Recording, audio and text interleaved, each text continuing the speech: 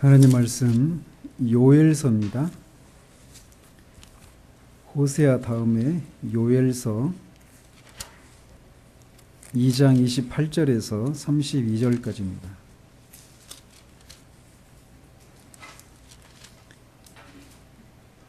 요엘서 2장 28절에서 32절까지 같이 읽도록 하겠습니다.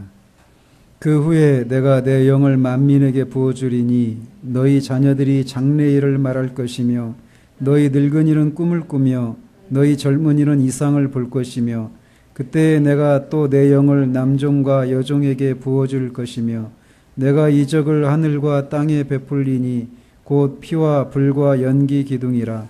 여호와의 크고 두려운 날이 이르기 전에 해가 어두워지고 달이 핏빛같이 변하려니와 누구든지 여호와의 이름을 부르는 자는 구원을 얻으리니 이는 나 여호와의 말대로 시온산과 예루살렘에서 피할 자가 있을 것이며 남은 자 중에 나 여호와의 부름을 받을 자가 있을 것임이니라.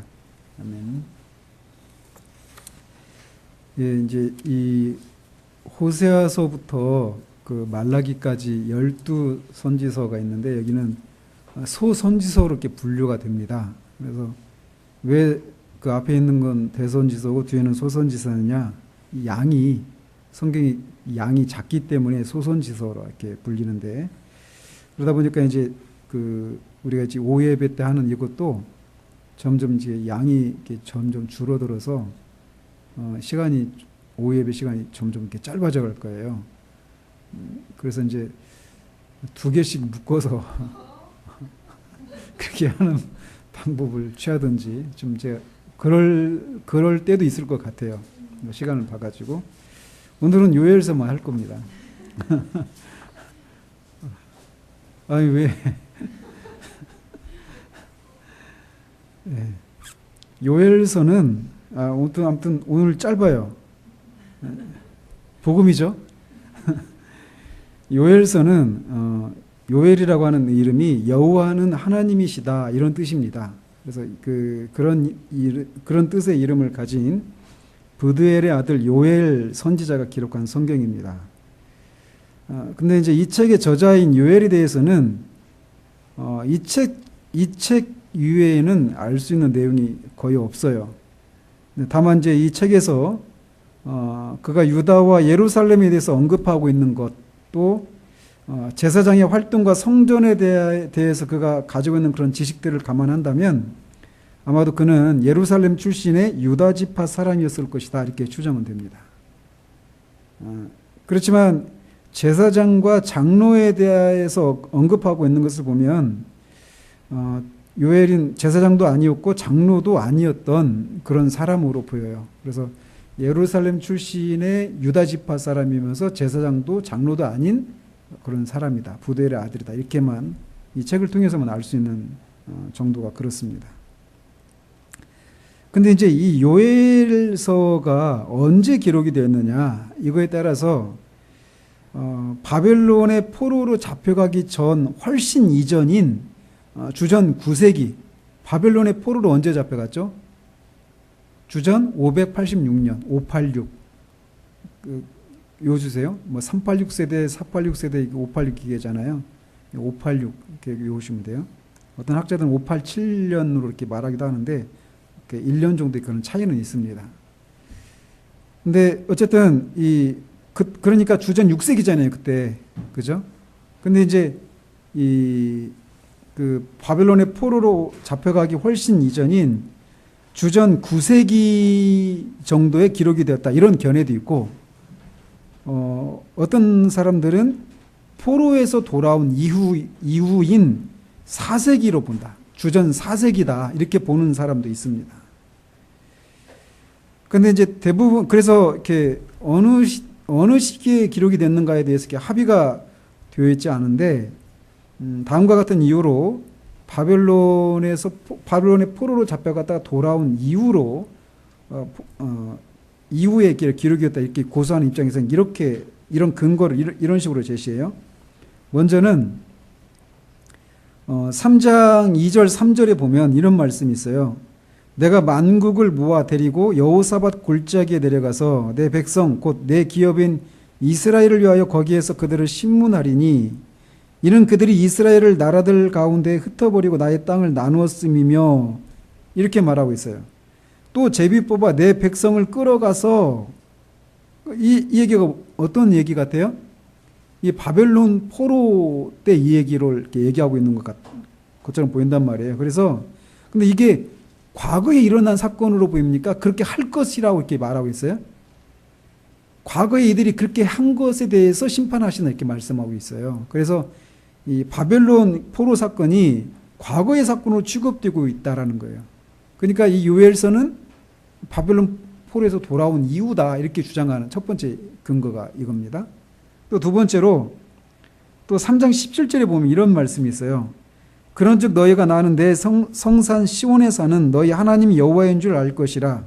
예루살렘이 거룩하리니 다시는 이방 사람이 그 가운데로 통행하지 못하리로다 이렇게 말하고 있어요. 그 얘기는 뭡니까? 예루살렘에 누가 다니고 있다라는 거예요? 이방 사람들이 통행하고 있어요. 제가 이 구절을 읽는데 이방 사람이 예루살렘을 더 이상 통행하지 않게 하겠다 이런 말씀을 이렇게 듣는데 막 마음에 얼마나 큰 위로가 되는지 모르겠어요. 하나님의 교회에, 하나님의 나라에, 하나님 나라 밖에 있는 이방인들이 들어오지 못하는. 결국 어쨌든 이 말씀을 보면 예루살렘이 이방에 의해서 정복이 된 사건을 얘기하고 있단 말이에요. 그죠? 그런 걸 봤을 때 이거는 이 요엘서는 바벨론 포로에서 돌아온 이유다. 이렇게 보는 두 번째 근거를 그렇게 얘기합니다. 또 이 다른 선지서들을 보면 이 자신이 활동하던 시기에 왕들의 이름을 대부분 언급하고 있어요. 그래서 호세아서도 언제죠? 우시야, 요담, 아하스, 히스기야 이때 활동했다 이렇게 얘기하잖아요. 이사야서도 마찬가지고, 그죠? 그런데 이 요엘서에서는 왕의 이름이 언급이 안 돼요. 왜 그렇겠어요? 왕이 없으니까. 그래서 이 요엘서가 포로에서 돌아온 이유다. 포로 생활에서 돌아온 이유다. 이렇게 주장하기도 합니다.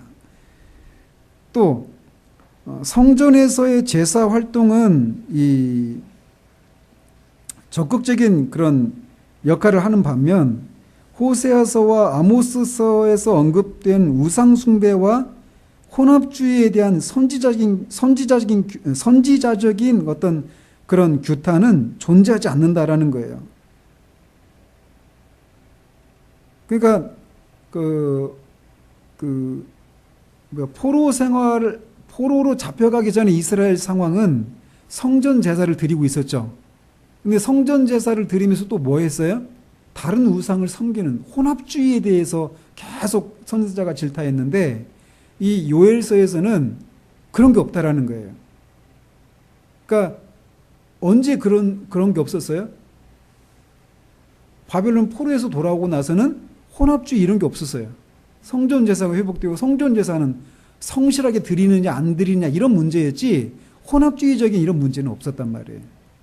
그런 걸로 봤을 때 이 혼합주의에 대해서 규탄하는 이런 내용이 없는 걸로 봐서 바벨론 포로에서 돌아온 이유다 이렇게 주장하기도 합니다. 그리고 마지막으로 에돔을 향해서 이렇게 표현되고 있는 그런 분노를 보아서도 이게 포로 생활에서 돌아온 이유다 이렇게 보기도 합니다. 그 3장 19절에 보면 이렇게 되어 있어요. 그러나 애굽은 황무지가 되겠고 에돔은 황무한 들이 되리니 이는 그들이 유다 자손에게 포악을 행하여 무지한 피를 그 땅에서 흘렸음이니라. 그러니까 바벨론에 의해서 예루살렘이 유다가 멸망을 당할 때 그 항상 제국의 군대들은 어떤 식으로 다른 나라를 정복했느냐면 자기 나라 군대만 가지고 정복을 한 게 아니에요. 자기가 지배한 자기가 지배한 나라 있잖아요. 정복한 나라들 그 나라의 군대까지 끌고 가서 했거든요. 근데 이 예루살렘을 멸망시킬 때도 주변에 있는 나라들, 에돔도 거기에 동참을 했어요. 그래서 에돔이 유다 자손에게 막 포악을 행했다, 그래 무지한 피를 흘렸다 이 얘기가 바벨론 포로 사건 때 일을 얘기하거든요. 이것도 과거의 사건을 언급하고 있단 말이에요.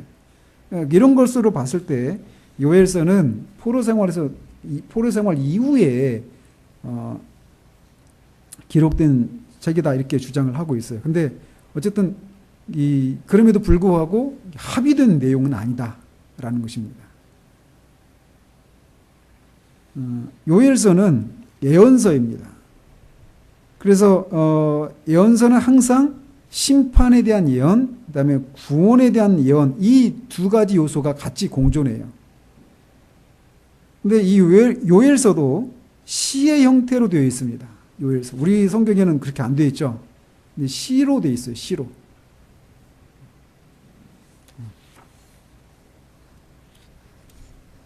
그래서 요엘의 특별히 요엘이 메뚜기를 통해서 이 이스라엘을 침략할 것에 대한 이 심판에 대한 예언 이 부분에 와서는 거의 요엘서가 거의 이제 공포 소설 같이 두려움을 불러 일으킬 정도로 시적으로 그렇게 굉장히 이렇게 생생하게 묘사를 하고 있습니다.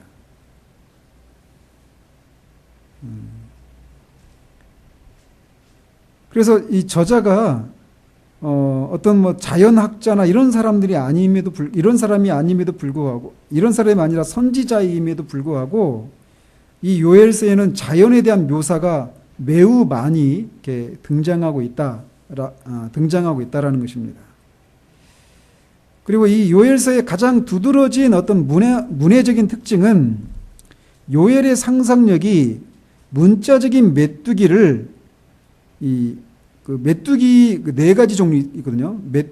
황충, 메뚜기, 팥, 늑 이 네 가지 종류가 있는데 팥이 남긴 것을 메뚜기가 삼키고 메뚜기가 삼킨 것을 늑이 삼키고 늑이 남긴 것을 황충이 삼키고 하면서 완전히 이 메뚜기로 대표되는 이 곤충들에 의해서 완전히 초토화시킬 것을 이렇게 말씀하시거든요. 그러니까 완전한 심판이에요.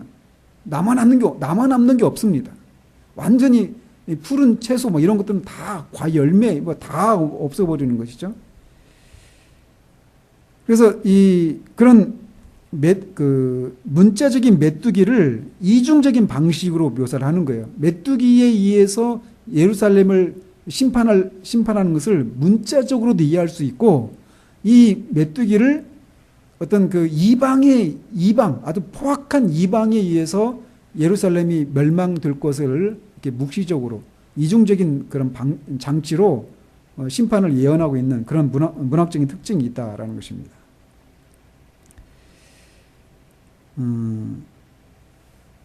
이 요엘서에서 이제 주제는 뭐냐면 여호와의 날이라고 말할 수 있어요. 여호와의 날. 근데 여호와의 날은 1차적으로는 심판의 날입니다. 여호와의 날. 그래서 이 심판은 열방과 이스라엘 모두 이 심판을 경험해요. 여호와의 날에. 그래서 1차적으로는 여호와의 날이 심판을 묘사하는 그런 날인데, 그럼에도 불구하고 동시에 회개하는 공동체에게는 그 날은 회복에 대한 소망을 제시하는 그런 날이기도 합니다.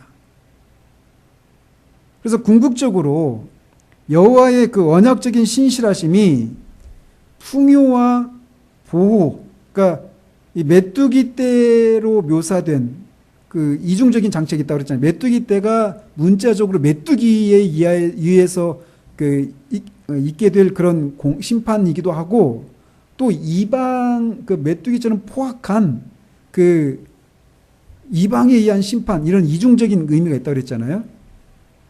그런데 그런 심판이 있는데 회개하는 자들에게는 하나님께서 그들을 보호하시고 메뚜기에 의해서 완전히 황폐한 것에 대한 반대, 풍요를 약속하십니다.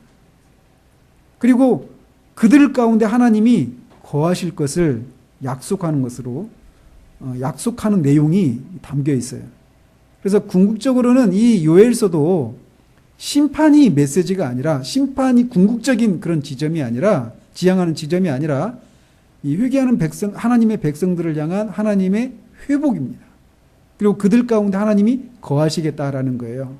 그것을 가장 극명하게 보여주는 사건이 어떤 사건이냐면 여호와의 영이 모든 육체 가운데 거하게 될 것이다. 오늘 우리가 읽었던 이 본문. 이게 요엘서의 핵심적인 내용이에요. 주제예요. 그래서 이 요엘서를 쓴 어떤 목적이나 계기 또는 배경을 살펴보면 이렇습니다. 요엘은 유다와 예루살렘의 모든 주민들에게 이 국가적인 재난이 임할 때에 애국하면서 여호와께 돌아갈 것을 요청합니다. 그 국가적인 재난이라고 하는 그 위기는 먼저는 포도주와 곡식을 모두 파괴한 메뚜기 재앙으로 인해서 촉발되고, 그 결과 어떤 일이 일어나느냐면 메뚜기가 먹었으니까, 모든 것을 다 먹어버렸으니까 어떻게 되겠어요? 곡식을 추수할 수 없겠죠. 완전 극심한 기근이 임하는 거예요. 그리고 극심한 기근에 시달리고 술꾼들은 더 이상 술에 취할 수 없고 포도주가 없으니까, 또 더 심지어는 제사장들조차도 여호와의 성전에서 제사조차 드리지 못하게 되는 그런 심판이 그런 상태에 이르게 된다라는 것입니다. 그래서 그런 상태에, 그런 국가적인 재난이 임할 때에 애국하면서 여호와께로 회개하고 돌아올 것을 촉구하기 위한 그런 목적으로 이 요엘서가 기록이 되었다라고 말할 수 있습니다. 이 요엘서에서 이제 나오는 핵심적인 주제가 있는데 세 가지입니다. 첫 번째는 전체적인 주제이기도 한데 여호와의 날이에요. 그래서 이 여호와의 날, 이것은 요엘서의 주요 주제입니다. 이 여호와의 날이라고 이렇게 표현된 것은 이 요엘서에서 5번이 나오는데, 다른 그 7권의 선지서에서 13번 나와요. 그러니까 다른 7권의 선지서에서 여호와의 날이라고 하는 것이 그 5번 나오는데, 13번 나오는데, 이 요엘서에서만 5번이 나오니까 어때요? 비율적으로 굉장히 많이 나오죠. 그래서 선지서 전체에 걸쳐서 발견되는 그 날을 언급하는 방식이 이 요엘서에서도 등장한다라는 거예요. 이게 무슨 말씀이냐? 여호와의 날이 한쪽에서는 심판을 의미하는 반면 다른 쪽에서는 구원과 회복에 대한 날을 의미하기도 하는 그런 방식이라는 거죠. 그런 날이라는 거예요. 근데 그런 의미로 요엘서에 등장한다라는 거예요. 여호와의 날이라고 하는 게 심판과 구원과 회복이라고 하는 이 상반된 그런 의미가 담긴 그런 날로 이제 요엘서에서 표현된다라는 것입니다. 따라서 요엘서 안에서 그 여호와의 날은 열방에 임할 마지막 심판의 날뿐만 아니라 과거와 현재를 막론한 하나님의 이스라엘에 대한 지속적인 심판과 하나님이 이스라엘과 열방 사이에 개입하시는 사례들도 가리키고 있다라는 것입니다. 그래서 각 경우에 여호와의 날이라고 하는 것은 여호와의 임재가, 여호와의 날에 여호와께서 임재하실 거 아니겠어요?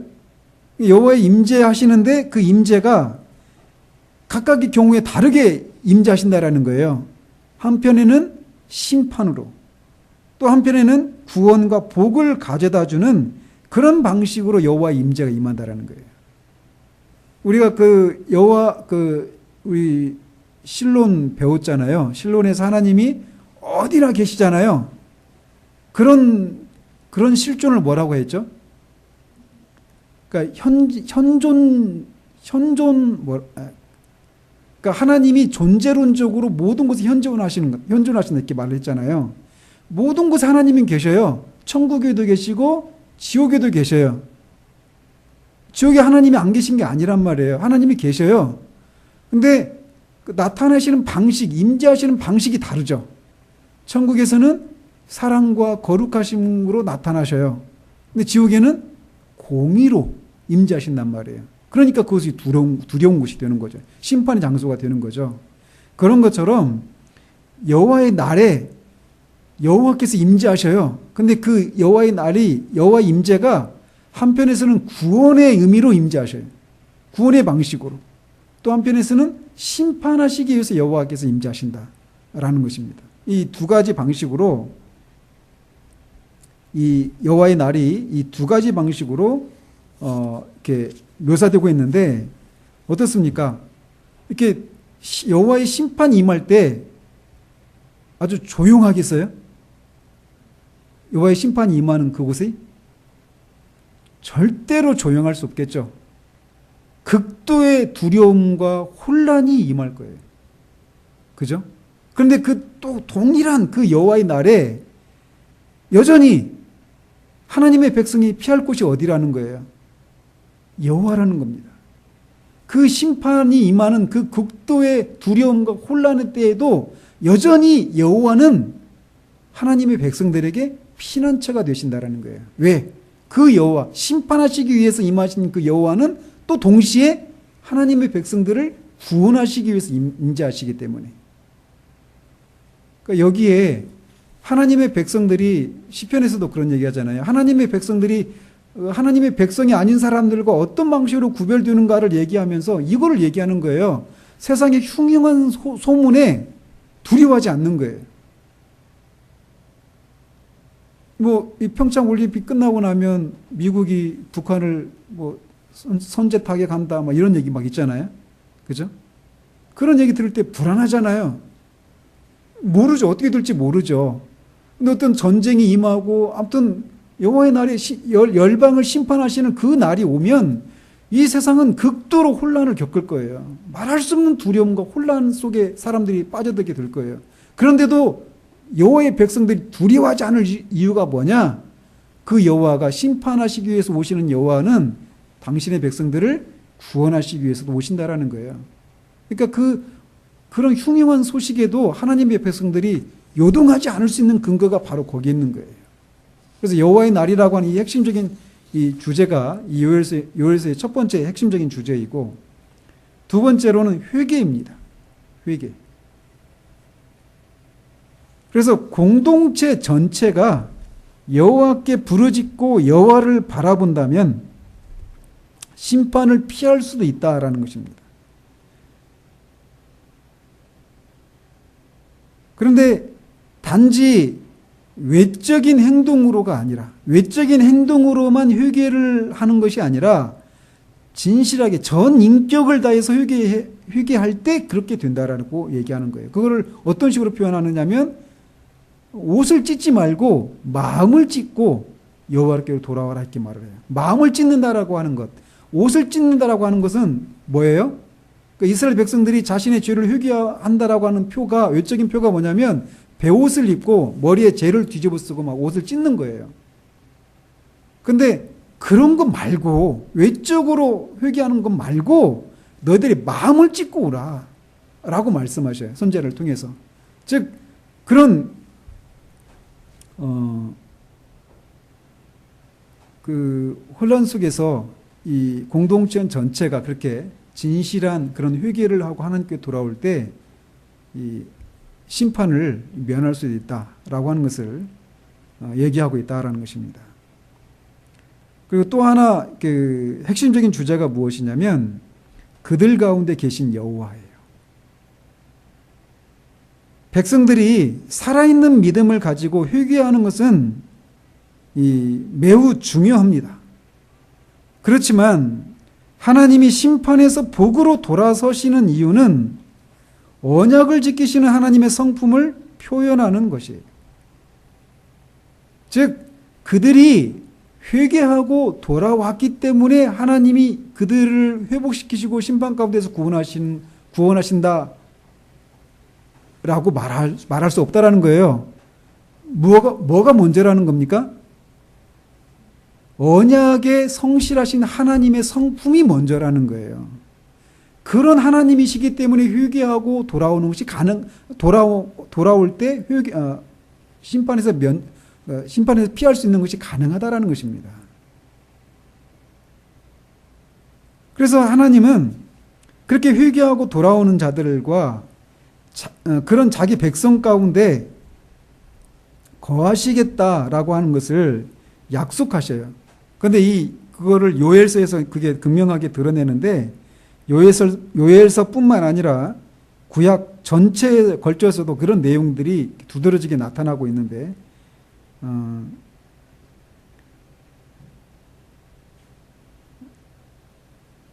특별히 요엘서에 그런 내용이 이제 더 부각되어 나타난다는 것입니다. 아무튼 이렇게 그 여호와의 날, 회개, 그들 가운데 계신 여호와라고 하는 이 주제들은 결국 어디로 향해 가고 있느냐면 미래에 있을 성령의 부어주심에 대한 약속으로 수렴돼요. 그러니까 여호와의 날, 또 회개, 또 그들 가운데 계신 여호와라고 한 이 세 가지 주제가 결국은 이 성령을 모든 육체에 부어주실 것이다라고 하는 그것을 향해 가고 있다라는 것입니다. 그래서 이 요엘서에서 중요한 그 세 가지 주제가 이거예요. 여호와의 날. 그날은 심판의 날이기도 하고 구원의 날이기도 하다는 거예요. 근데 구원의 날이 되기 위해서는 하나님의 백성이 자기의 죄를 회개해야 돼요. 그런데 회개하면 그들이 심판으로부터 구원받게 되는데 근데 그것이 가능한 것은 먼저는 뭐예요? 언약에 성실하신 하나님의 성품 때문에 가능하다라는 거예요. 그래서 언약에 성실하신 하나님의 성품 때문에 하나님의 백성들이 그 여호와의 날, 심판이 임하는 그날에 자기의 죄를 회개하고 하나님께로 돌아오면 하나님이 그들을 회복시키시고 무엇까지 하시겠다라는 거예요? 그들 가운데 거하시겠다라는 거예요. 근데 그 내용들은 결국 무엇을 향해 달려가고 있느냐면 여호와의 날에 성령을 부어주셔서 모든 육적 가운데 성령을 부어주셔서 하나님 그들 가운데 거하시는 이것으로 이제 성취가 된다라는 것을 말해주고 있는 거예요. 그걸 예언적인 측면으로 이렇게 얘기하고 있는 것이 요엘서다 이렇게 말할 수 있습니다. 그래서 구원사적으로 어떻게 이제 요엘서를 볼 수 있느냐면 하나님은 사랑과 긍휼로 자신의 옛 백성을 부르셨고 그들을 보존하셔서 모든 부류의 사람들에게 성령을 부으시는 수단이 되게 하셨고 그들을 멸하려는 모든 자들에 맞서 그들을 보호하실 것이다 라는 것입니다. 그러니까 그런데 하나님은 그들에 대한 모든 돌보심이 있어서 자신의 백성이 온 마음으로 하나님을 사랑하도록 단지 옷을 찢는 것이 아니라 마음을 찢는 것을 목표로 하신다라고 하는 것이에요. 무슨 말씀이냐? 거듭 말씀드린 것처럼 하나님의 백성이 존재하는 이유가 뭐예요? 이스라엘 백성, 옛 백성이 존재하는 이유가 뭐예요?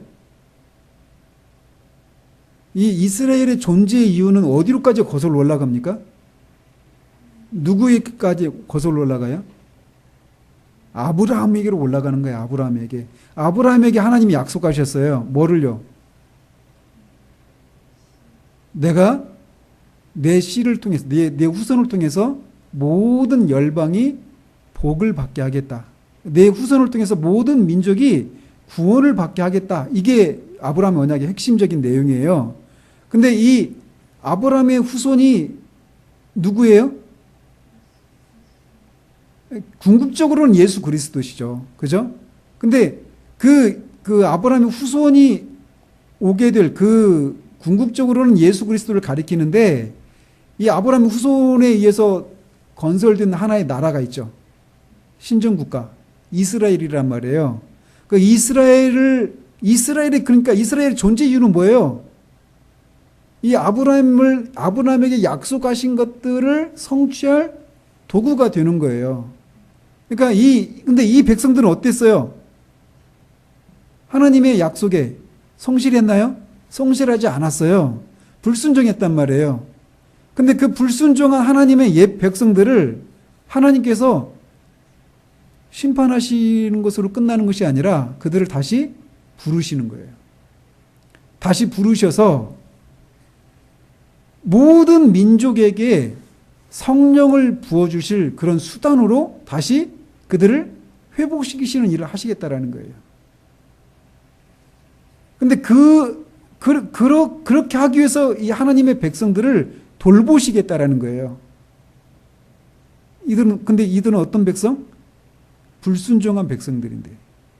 왜요? 근데 왜 그렇게 해요? 하나님이 언약을 지키시기 위해서. 그래서 하나님이 그들을 그런 목적으로 이 타락한 이들을, 불순종한 이들을 열방으로부터 보호하시고 그들이 하나님께 돌아올 때 마음을 찢고 진정한 그 회개의 의미로 마음을 찢고 하나님께로 돌아와서 그들에게 그들을 통해서 모든 민족에게 성령을 부어주실 그런 도구로 삼으시겠다라고 하는 이 내용이 요엘서가 구원사적으로 담고 있는 그런 내용들이다라는 것입니다. 그래서 이런 것이 우리에게는 어떻게 적용될 수 있을까요? 이거를 이제 우리는 옛 백성이 아니죠. 우리들은 어떤 백성이에요? 옛 백성의 반대되는 개념이 뭐예요? 새로운 백성이에요. 무엇에 의해서? 옛날에는 어떤 관계였어요? 혈통적으로 아브라함의 자손이죠. 근데 우리는 영적으로 아브라함의 자손이에요. 그런 우리들을 통해서 그런 우리들이 하나님 앞에 어때요? 불순종하고 하나님의 계명을 어기고 그럴 때 그런 우리를 징계하고 심판하시는 걸로 끝나나요? 그렇지 않다라는 거예요. 다시 우리를 회복시키셔서 하나님의 백성으로서의 그런 역할들을 감당할 수 있도록 우리를 회복시키신다는 거예요. 근데 그렇게 하시는 이유가 뭐예요? 우리가 회개했기 때문에? 회개가 있죠. 근데 그게 원인이 아니라는 거예요. 원인은 뭐예요? 언약에 성실하신 하나님의 성품 때문이다라는 거예요. 그러면은 우리가 그렇게 죄를 짓고 타락했을 때 우리가 붙들 수 있는 근거는 뭐예요? 붙들어야 될 게 뭐예요? 하나님이 그런 분이시다라고 하는 것을 기억하고 우리의 죄를 고백하고 마음을 찢고 돌아가는 거. 이게 우리에게 요구되는 거죠. 그래서 우리의 안전이 그 하나님의 성품에, 언약의 성실한 하나님의 성품에 있다라고 하는 것을 이 요엘서는 구원사적으로도 우리에게 적용될 수 있는 그런 것을 우리에게 말해주겠다라는 것입니다. 기도하도록 하겠습니다. 하나님 아버지, 요엘서가 무엇을 말하고 있는지를 우리가 이 짧은 시간 살펴보았습니다. 하나님의 백성임에도 불구하고 불순종해서 심판을 받는 그 여호와의 날에 그들도 열방과 함께 심판을 받지만 열방과 달리 그들은 그 속에서도 그 심판으로부터 구원받을 수 있는 길을 하나님은 열어놓으십니다. 언약에 성실하신 하나님의 성품에 근거해서 그들이 마음을 찢고 하나님께로 돌아올 때 그들을 회복시키시고 보호하시며 궁극적으로는 그들 가운데 성령을 부어주심으로 그들 가운데 거하시겠다라고 하는 이 약속을 하신 것을 우리가 살펴보았습니다.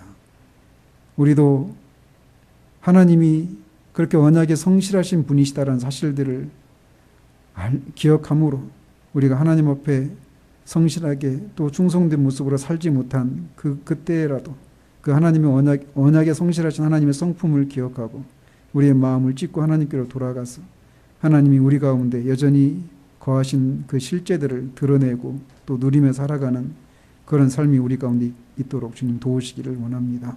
예수 그리스도 이름으로 기도합니다. 아멘.